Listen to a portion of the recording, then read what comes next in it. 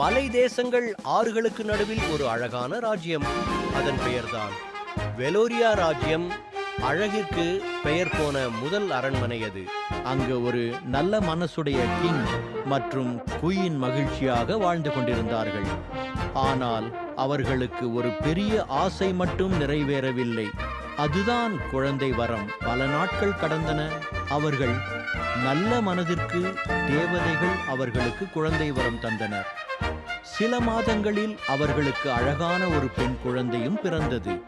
இந்த சந்தோஷத்தை அவர்கள் கொண்டாட நினைத்தார்கள். அதனால ஒரு கிராண்ட் ராயல் செலிப்ரேஷன் நடத்தப்பட்டது. அந்த செலிப்ரேஷனுக்கு நல்ல பேரிகளை எல்லாம் அழைத்தார். அவர்கள் பிரின்சஸுக்கு பிளெஸிங்ஸ் கொடுக்க ஆரம்பித்தார்கள்.